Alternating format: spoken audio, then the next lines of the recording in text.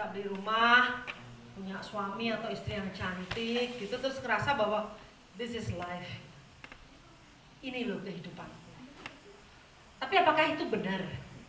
Mungkin karena ya tadi kalau bahasa yang dipakai Bapak itu framing gitu ya.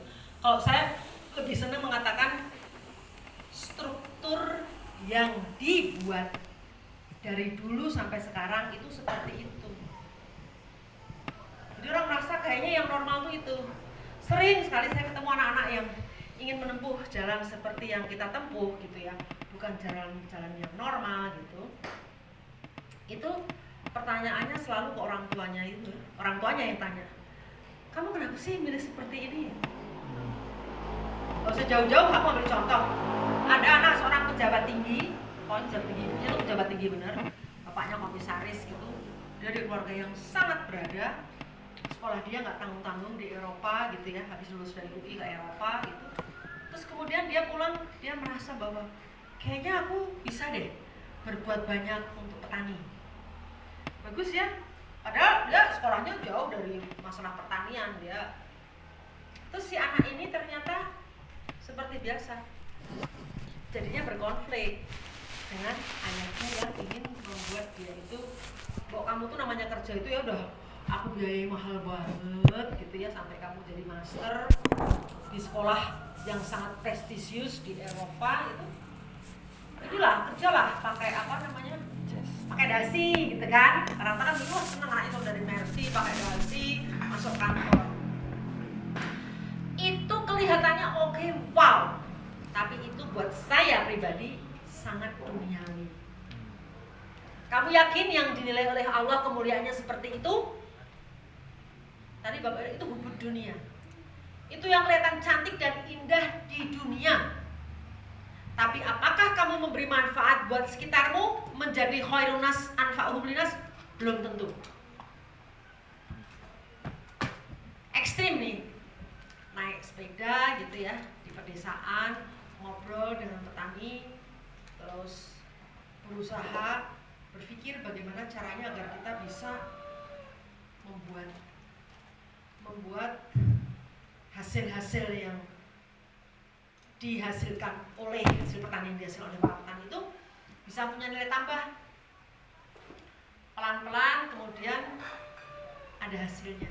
Tapi ya pelannya itu nggak terus kayak tiba-tiba setahun 2 tahun, enggak, sampai 5 tahun 6 tahun kemudian ternyata dia sudah bisa beli motor kan. 3 tahun itu sudah bisa beli motor, terus 5 tahun dia beli mobil, bukan karena ingin kelihatan hebat, tapi karena dia merasa mobil itu perlu karena untuk bisa ngajak petani itu ya ke dalam sebuah pertemuan-pertemuan kelompok, sehingga dia nggak usah nyewa lagi yang nggak praktis kalau pulang malam. Tapi lama-lama dengan berjalannya waktu ternyata usaha dia itu dilihat bahwa oh memang konkret menghasilkan sesuatu, tapi itu jalannya mendaki, berkeringat. Kalau Imam Ali kan bilang kamu di dunia itu mendingan berkeringat daripada ntar di akhirat sudah nggak bisa apa-apa lagi. Waktu berjalan 10 tahun setelah itu apa yang terjadi? Dia sering diminta bicara di seminar-seminar, bahkan nggak sampai 10 tahun. Terus dia bisa keluar negeri. Akhirnya mau tidak mau dalam sebuah event besar dia pakai dasi. Tapi beda gitu. Proses dia sampai ke dalam posisi itu serta gerbong kebermanfaatan yang dia bawa itu luar biasa. Dan dia nggak canggung-canggung suatu saat kembali ke desa lagi, dia akan seperti orang-orang kebanyakan yang sangat dicintai oleh rakyat banyak, didoakan di masjid setiap kali ada pertemuan, karena dia membawa perubahan dan misi yang besar dalam hidupnya dan dia berhasil. Sementara orang yang tadi dari awal sudah pakai mobil berdasi segala macem, masuk ke kantor yang megah dan mewah yang didambakan sebanyak orang, ya akhirnya sampai pensiun ya gitu aja. Dan yang sering saya temui adalah sering dia merasa ada kecemburuan dan kosong dalam hati yang kok saya nggak bisa begitu ya. Kan mereka akhirnya ketemu dengan dasi, cuman yang satu dasi dari awal, yang ini dasinya kondisinya harus membuat dia berdasi di dalam kondisi itu. Tapi ini dengan sorotan sebuah kekaguman, itu duniawi lagi ya, orang banyak yang nggak perlu. Tapi di situ manfaat yang besar yang dia dapatkan, saya yakin derajat dia ditinggikan oleh siapa? Ada yang bisa jawab? Siapa yang meninggikan derajat dia? Allah.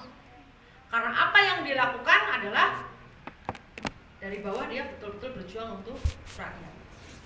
Jadi jangan pernah takut direndahkan orang, biarkanlah. Sering kan orang merasa kelihatan pengen hebat, dia meninggikan dirinya, dia merendahkan yang lain. Itu sering saya lihatin gitu. Oh dia kan ini saya, oh dia kan ini saya. Saya sering ketemu orang yang begitu. Sebetulnya itu untuk menutupi kekurangan yang dia miliki.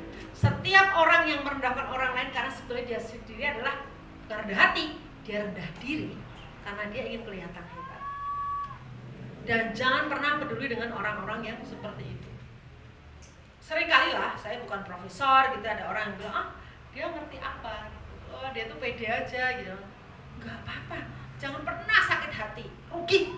Sakit hati itu adalah mengurangi energi positif dalam dirimu. Diamin aja. Kamu yakin bahwa dia manusia, dia tidak bisa berbuat apa-apa dengan saya, kecuali hanya bisa menjelekkan atau muji-muji itu. Tapi kalau Allah bisa merubah hidup kita, bisa meninggikan derajat kita, bisa merendahkan derajat kita, itu hanya Allah semata yang bisa melakukan itu. Jadi kita harus pede dan yakin bahwa memang hidup kita sudah diberikan path atau jalan sama Yang Maha Kuasa. Tugas manusia hanya berdoa. Dan kalau kamu menemui kesulitan, nggak usah khawatir, ini anak-anak semua yang agamanya pasti bagus. Al-insiroh itu kuncinya. Fa'inna ma'al usri yusra, inna ma'al usri yusra. Pastilah kesulitan itu ada kemudahan, kemudahan ada kesulitan. Itu yang namanya dibilang ada siang ada malam bagi perempuan dan anak. Kenapa saya omongkan ini? Karena saya sering ketemu anak-anak muda yang terus merasa minder. Kok kayaknya nih pekerjaanmu nggak oke banget. Jangan pernah mendengarkan orang-orang yang akan membuat kamu terpuruk. Karena banyak kan orang-orang yang merasa tidak bisa bersaing dengan kamu, tidak bisa mengikuti jejakmu, tidak bisa meraih rahmat Allah yang privilege itu diberikan hanya untuk kamu. Dia akan berusaha untuk merendahkan. Itu udah saya temui ya, saya udah 60 tahun, jadi saya udah merasakan direndahkan orang segala macam. Kenapa sih? Selama kamu bisa menjadi I don't care, I'm what I am gitu, saya adalah saya, itu memperkuat kamu dimanapun posisinya. Karena kamu gak pernah minta apa-apa dalam hidup ini kecuali berdoa minta yang terbaik. Dan kalau orang Jawa itu bilangnya tansah kepeneran. Pener itu di atas bener, benar tapi everything went well gitu ya kalau bahasa ininya ya. Jadi segala sesuatunya itu memang penuh keberkahan dari Yang Maha Kuasa. Itu saya pikir perlu dan wajib diketahui kamu dalam usia yang sangat dini sekarang ini gitu loh. Kamu masih melangkah, masih berusaha untuk bingung nanti kalau lulus, aduh mau ngapain. Dengarkan apa yang ada di hatimu. Boleh kamu mendengarkan banyak orang, itu hanya untuk referensi, tapi the final decision, keputusan yang final, yang terakhir, tanyakanlah hatimu. Makanya tadi Pak Is bilang otak dipakai untuk mikir, hati untuk merasakan. Dan otak harus selalu berkomunikasi dengan hati, karena akal sehat akan selalu ada dalam hidupmu. Sekarang yang sering kita lihat dan sudah hilang, itu adalah akal sehat. Seringkali saya menemukan orang yang sudah kehilangan akal sehat. Ya kan? 271 triliun itu dipakai untuk bancakan ya. Padahal itu resources dari Allah untuk semua masyarakat Indonesia. Tapi yang sedikit orang yang mendapatkan keuntungan dari itu. Itu karena mereka semua sudah kehilangan akal sehat. Logikanya jalan, hatinya atau kolbunya mati tertutup oleh takut peradaban, oleh apapun namanya, oleh keserakahan, oleh hal-hal yang sangat duniawi gitu. Yang dia nggak pernah berpikir bahwa kemewahan yang dia dapatkan itu akan menjerumuskan dia ke lembah kehinaan. Apa nikmatnya coba? Kelihatan bisa bermewah-mewah. Itu menyakitkan hati buat orang yang tidak bisa makan. Padahal Allah itu ngasih resources untuk semua makhluknya gitu.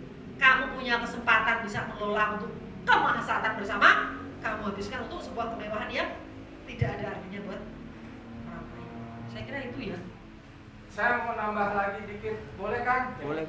Jadi begini, berkali berharap, ini istri saya lagi siap-siap karena dia juga harus terbang lagi. Jadi saya sebagai suami weekend husband gitu kira-kira.